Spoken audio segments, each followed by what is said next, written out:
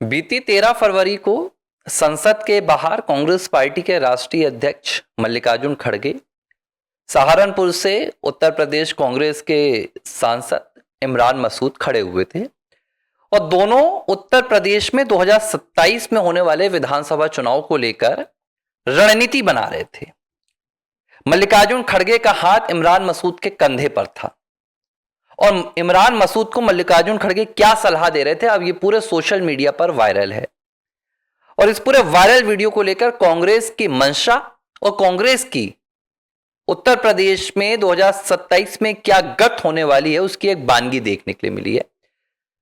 और राहुल गांधी की मुस्लिम मतदाताओं को लेकर क्या सोच है, मुस्लिम नेताओं को लेकर क्या सोच है, यह भी जग जाहिर हो गया है। जो तुष्टीकरण की राजनीति इन्होंने की है, उस राजनीति के पीछे इनका असली मकसद क्या है, ये मुझे लगता है कि देश के सभी मुस्लिमों को भी सुनना चाहिए। अब मैं वीडियो पे बताता हूं पहले क्या हुआ। वीडियो में मल्लिकार्जुन खड़गे इमरान मसूद को कहते हैं कि उत्तर प्रदेश कांग्रेस में ज्यादा से ज्यादा लोगों को जोड़िए और इस बात के लिए आप तैयार रहिए कि उत्तर प्रदेश में हैदराबाद वाली समस्या नहीं आनी चाहिए, हैदराबाद वाली प्रॉब्लम नहीं आनी चाहिए। अगर हैदराबाद वाली प्रॉब्लम आई तो हम खत्म हो जाएंगे, यानी कि हमारी पूरी वहां पर पार्टी खत्म हो जाएगी।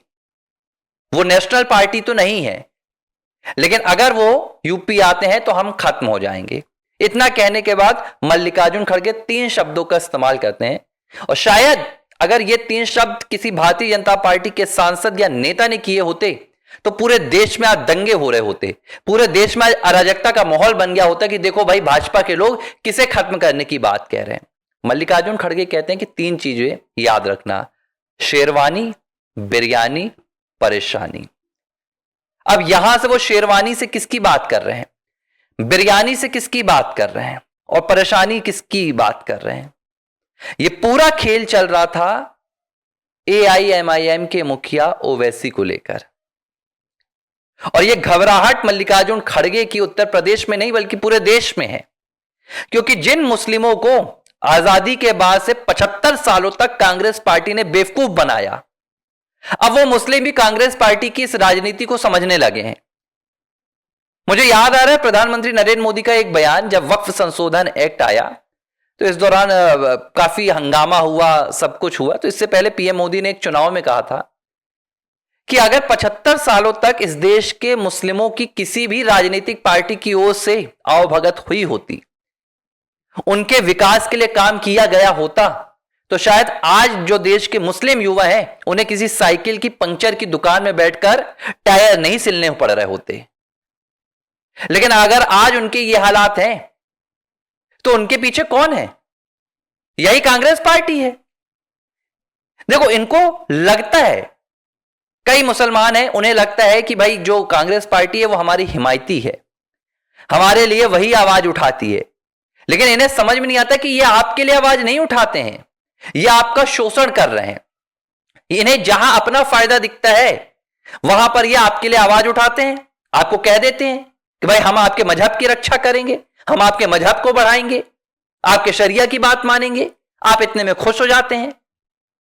नतीजा यह निकलता है कि आज भी आपको रोजी रोटी के लिए संघर्ष करना पड़ रहा है। और उसके बाद जब इनकी राजनीतिक कुर्सी डोलने लगती है, जब सत्ता की इनकी पूरी जो चाहत है वो डगमगाने लगती है, तब ये क्या कहते हैं? तब ये कहते हैं कि इन्हें खत्म करना है। ये बात हो रही है ओवैसी की। क्यों? क्योंकि ओवैसी का जो पिछले कुछ चुनाव में प्रदर्शन है, उसने देश की तमाम ऐसी राजनीतिक पार्टियों को हिलाकर रख दिया है जो मुस्लिम वोट बैंक को अपनी बपौती समझती हैं। कांग्रेस हो, बसपा हो, समाजवादी पार्टी हो या आपके बिहार में आरजेडी रही हो। सीमांचल में लगातार दोनों चुनाव में, बिहार में इस साल भी, मतलब जो अभी चुनाव हुआ, और पिछले चुनाव में भी ओवैसी ने 5-5 सीटें जीती। इसके बाद अभी 113 सीट का भी उन्होंने ये आपके BMC में जीत ली। इसके अलावा तेलंगाना में इन्होंने जीती हैं, कुछ पार्षद इनके मध्य प्रदेश में हैं। पूरे देश में कहीं ना कहीं ओवैसी जो मुस्लिम वोट बैंक है उसे जबरदस्त तरीके से आकर्षित कर रहे हैं और इसके कई कारण हैं। यह कोई खुश होने वाली बात नहीं है कि कांग्रेस पार्टी को अब मुस्लिमों का समर्थन नहीं मिलेगा। अब जो मुस्लिम मतदाता हैं वो मजहब के आधार पर अपना नेता चुन रहे हैं। पहले तो यह होता आया था कि भाई वो मानते थे कांग्रेस को अपनी पार्टी, वो मानते थे समाजवादी पार्टी को अपनी पार्टी, वो मानते थे बसपा को अपना हिमायती, लेकिन अब वो ये बात पूरी तरह से इंकार कर चुके हैं। अब जो ज्यादातर मुस्लिम मतदाता हैं वो ऐसे चेहरों की तलाश में रहते हैं जो उनके मजहब से हो, और यह लोकतंत्र के लिए एक बहुत बड़ा खतरा है, क्योंकि लोकतंत्र मजहब से नहीं चुना जाता है। उदाहरण के तौर पर मैं आपको बता रहा हूं, जो सीमांचल की 5 सीटें हैं जहां पर ओवैसी जीत कर आए हैं, वहां पर मुस्लिम मतदाताओं की जो संख्या थी वो 50% से ज्यादा थी। वहां पर उन्होंने किसी भी, ना आरजेडी को चुना, ना वहां पर उन्होंने कांग्रेस को चुना। अब आप बंगाल में चले जाइए, क्या हुआ अधीर रंजन चौधरी के साथ? 5-5, 6-6 बार से वहां से सांसद थे बहरामपुर से। यूसुफ पठान, वडोदरा का बंदा जिसका राजनीति से कोई लेना देना नहीं, बहुत बड़ी बात कह रहा हूं अगर आप इसे समझ पाए तो, कि राजनीति देश के किस दिशा में जा रही है, कैसे एक मजहब से अपने मजहब को लेकर चिंतित है बस, उसके अलावा उसका दूसरा कोई चिंतन नहीं है, ना देश को लेकर ना समाज को लेकर। बहरामपुर से अधीर रंजन चौधरी कांग्रेस की सीट से जीतते आते थे। 2024 में ममता के साथ जो उन्होंने किया राजनीतिक मतभेद और टकराव, उसके बाद उन्होंने वहां पर यूसुफ पठान को उतार दिया। यूसुफ पठान ना बंगाली, यूसुफ पठान ना आपके बंगाल से कोई लेना देना, ना वो राजनेता। उस सीट में यूसुफ पठान कभी 2024 से पहले नहीं गए होंगे, लेकिन जब वहां के मतदाताओं ने देखा कि हमारे पास अब विकल्प है, हमारे पास एक हिंदू उम्मीदवार से ज्यादा बेहतर विकल्प एक मुस्लिम मतदाता, एक मुस्लिम उम्मीदवार है, खत्म अधीर रंजन चौधरी की राजनीति।